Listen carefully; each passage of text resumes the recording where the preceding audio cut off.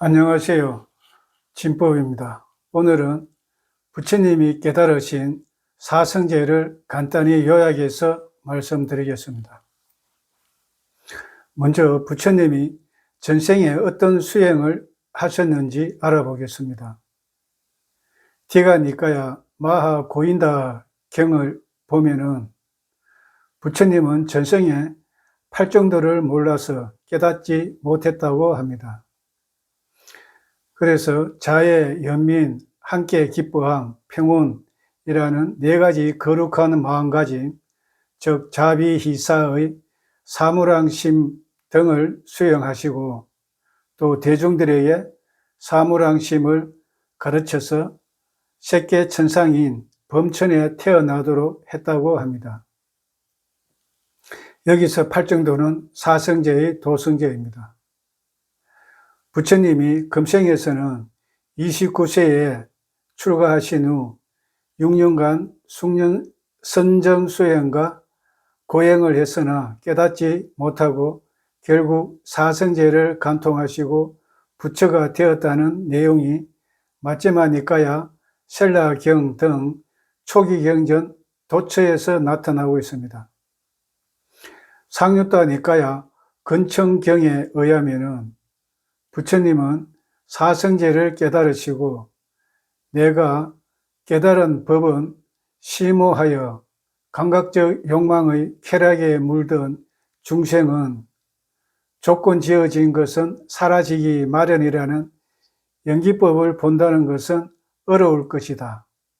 그리고 상락아정인 세상의 흐름을 거슬려서 무상, 고, 무아, 부정을 보기도 어려울 것이다 라는 생각이 일어났다고 합니다.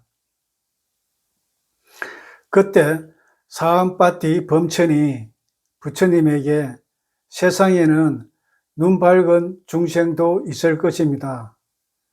중생들은 법을 듣지 않으면 파멸할 것입니다. 법을 설하소서, 법을 설하소서라고 간청을 합니다. 그래서 부처님이 연기법을 체계적으로 정리한 사성제를 설하게 되었다고 합니다. 이와 같이 중생들은 감각적 욕망의 쾌락, 오욕락, 즉 식욕, 성욕, 재물욕, 명예욕, 수면욕을 최고의 행복으로 생각하고 감각적 욕망의 행복보다 더 수성한 선정의 행복이나 일반의 행복을 모르고 살고 있죠. 그래서 사랑에 집착하고 사랑에 집착, 즉 자식, 가족 등에 집착하고 재물에 집착, 즉 돈에 집착하고 명예에 집착함으로써 온갖 괴로움이 발생한다는 것입니다. 그러면 감각적 욕망의 쾌락, 즉 오욕락을 즐기지 말고 살아라는 것인가? 라고 질문할 수도 있겠죠. 오욕락을 즐기지 말라는 것이 아니고 사랑을 하되 사랑에 집착하지 말라는 것입니다. 다시 말해 자식을 사랑하되 집착하지 말고 남녀가 사랑하되 한쪽이 헤어지자고 하면 미련 없이 헤어지는 것이 사랑에 집착하지 않는 것이 되겠죠. 그리고 돈을 벌 때 돈에 집착하지 말라는 것은 돈은 합법적으로 많이 벌으라는 것입니다. 대신에 불법으로 사기쳐서 돈을 버는 것은 돈에 집착하는 것이 되겠죠. 또 명예를 누리되 집착하지 말라는 것은 원하는 자리에 올랐으면 갑질하지 말고 임기가 다 되면 자연스럽게 내려오라는 것이죠. 한 번 더 그 자리를 차지하겠다고 욕심내는 것 자체가 집착하는 것이 되겠죠. 그리고 세상의 흐름인 상락아정에서 세상의 흐름과 반대되는 무상, 고, 무아, 부정의 영유의 삶도 어느 정도 이해하고 살아라는 것입니다.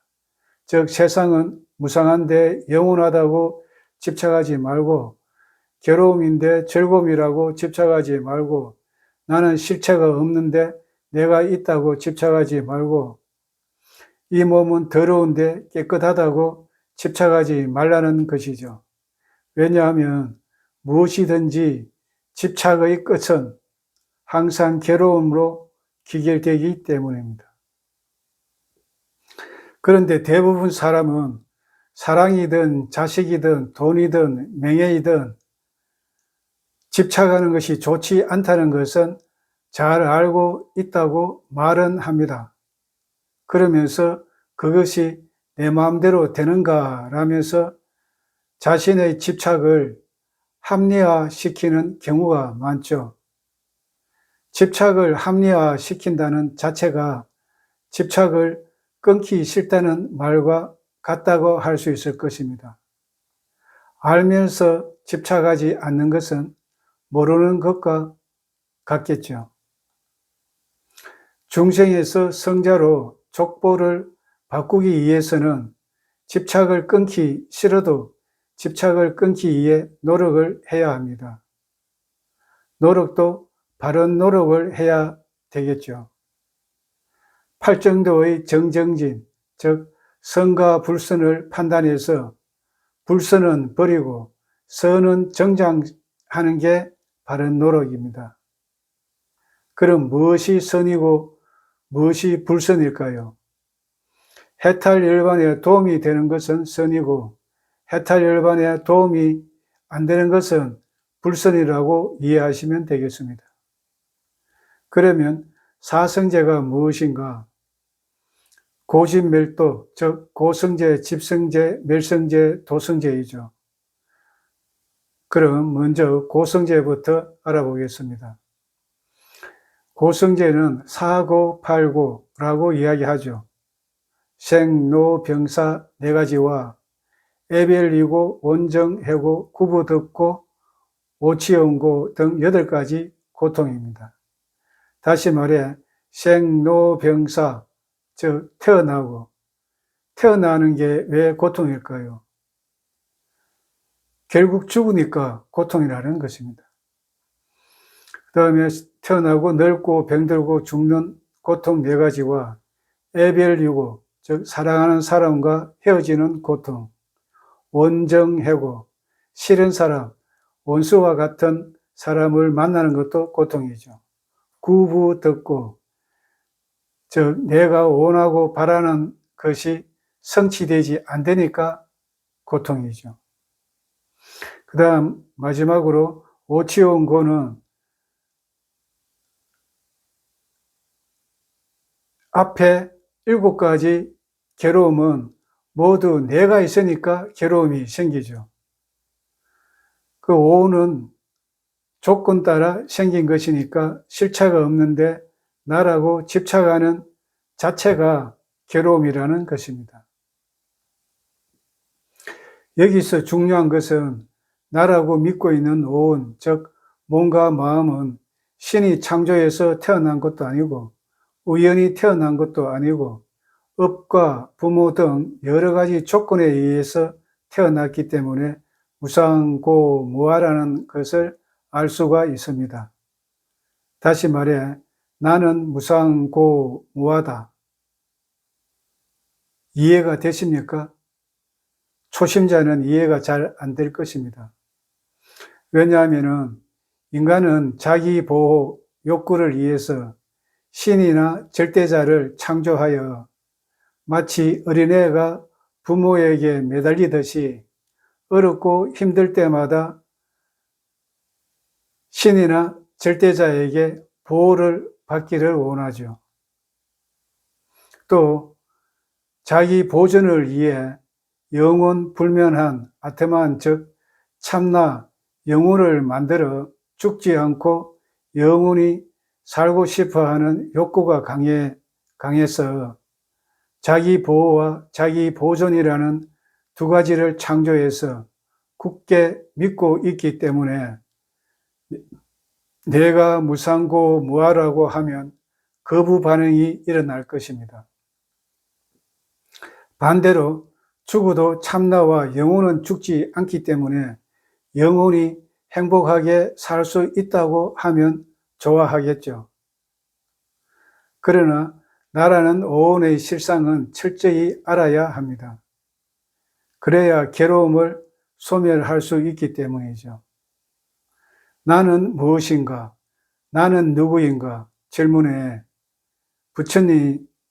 부처님은 나는 오온이라고 대답하셨습니다. 앞에서 설명했듯이 나는 무상고무아이고 무상고무아의 근거는 영기법인 것을 알 수 있겠습니다. 그래서 무아는 내가 없는 것이 아니라 나라고 할 만한 고정불변한 실체는 없지만 작용은 있다는 것입니다. 여기서 실체는 없지만 작용, 현상, 작용은 있다, 현상은 있다는 똑같은 말이죠. 현상은 있다는 의미를 잘 이해하셔야 무아윤회가 이해되실 것입니다.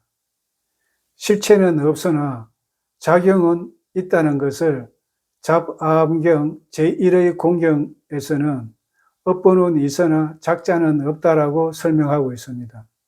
그리고 명가경에서는 행위는 있으나 행위자는 없다고 표현합니다.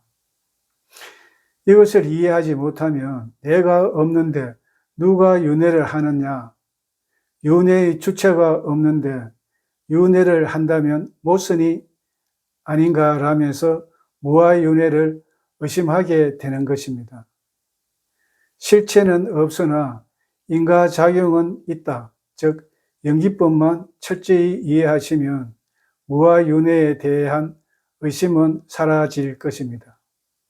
그러면 구체적으로 고성제를 안다는 것은 무엇일까요? 수행자가 몸과 마음에서 일어나고 사라지는 모든 현상을 삿디해서 무상고무아로 통찰하게 될 때, 즉 그 현상과 그 현상을 아는 마음이 잠시도 쉬지 않고 끊임없이 일어나고 사라지는 것은 모두 무서운 고통이고 실체가 없고 내가 통제할 수 없다는 무상고무아이구나 라고 확신이 들 때가 진정으로 고성제를 안다고 할 수 있겠습니다. 달리 표현하면 몸과 마음에서 일어나는 모든 현상에 대해서 반응할 때 내가 있다는 유신견이 개입되는 순간 일어나는 모든 괴로움은 내 것이 된다는 의미가 되겠습니다.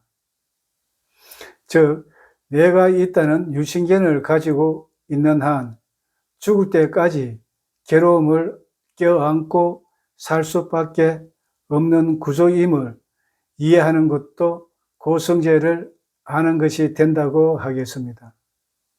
이처럼 고성제 즉 나라는 오온은 무상하고 괴로움이고 실체가 없고 내 마음대로 안 되는 무상고무아라는 것을 철저히 이해해야 괴로움에서 벗어나야겠다는 마음이 생긴다는 것입니다.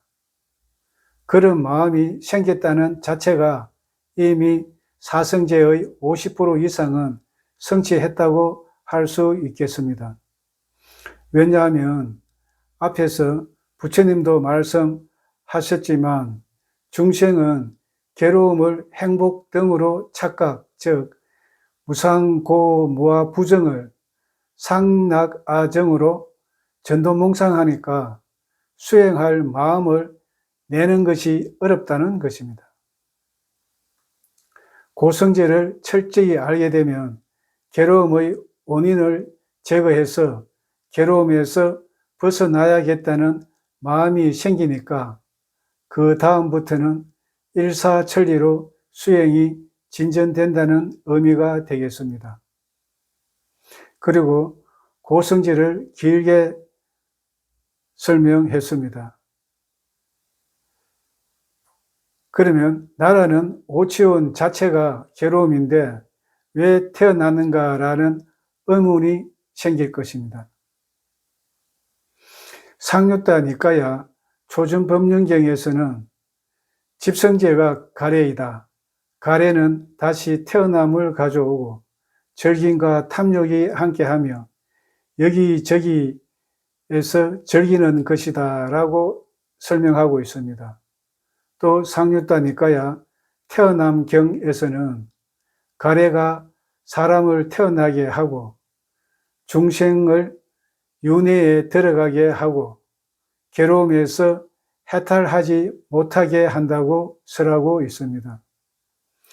쉽게 말하면 중생은 지혜가 없기 때문에 윤회의 고통도 모르고 다시 태어나고 싶어서 여기저기에서 탐진치로 즐기며 업을 짓고 다시 태어나게 된다는 것입니다. 그러면 가래는 왜 생길까요? 안구따라 니까야 가래경을 보면은 내가 있다는 생각이 있을 때, 즉 몸과 마음을 나와 동일시할 때 항상 나를 만족시키려고 가래가 발생한다는 것입니다.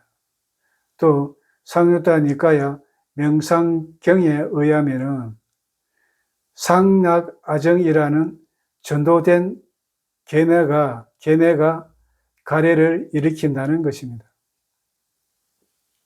다시 말해 무상한데 영원하다고 착각하고 괴로움인데 즐거움이라고 착각하고 나는 실체가 없는데 내가 있다고 착각하고 더러운데 깨끗하다고 착각하니까 가래가 생긴다는 것입니다.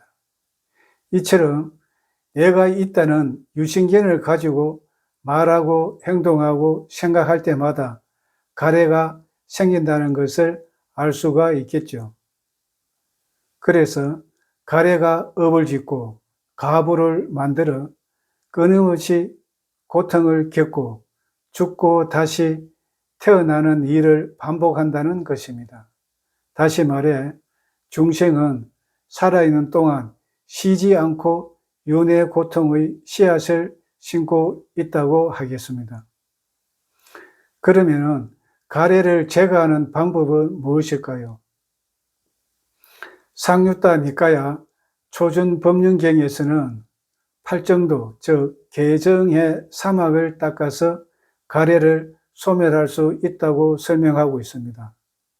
그리고 상유다 니까야 격사경에서는 팔정도를 닦는 구체적인 수행법은 사마타와 이빠사나라고 설명하고 있습니다. 이빠사나를 수행하기 위해서는 고성제인 오치온, 즉 몸과 마음에서 일어나는 현상을 사태에서 무상고무아로 통찰하게 되면 여모, 이욕, 해탈, 순서로 멸성제가 실현될 수 있다는 것입니다. 이상 정리하자면 안구따라 니까야 나꼴라 경에서는 나꼴라 마따는 중병에 걸려 극심한 고통에 시달리고 있는 남편인 나꼴라 삐따에게 애착을 가지고 임종을 하지 마세요. 애착을 가지고 임종하는 것은 괴로움입니다. 부처님께서는 애착을 가지고 임종하는 것을 나무라 하셨습니다 라고 했듯이 중생은 나라는 몸과 마음에 집착하는 자체가 괴로움이라는 것을 철저히 알아야 괴로움에서 벗어나기 위해 수행할 마음이 생길 것입니다. 부처님도 상유다 니까야 괴로움경에서 오치온이 괴로움이라는 것을 철저하게 알기 위해서 팔정도 수행을 한다라고 설하고 있습니다. 그래서 사성제 가운데 고성제가 중요하고 강조되고 있는 것을 알 수가 있겠습니다. 다음 시간에 뵙겠습니다.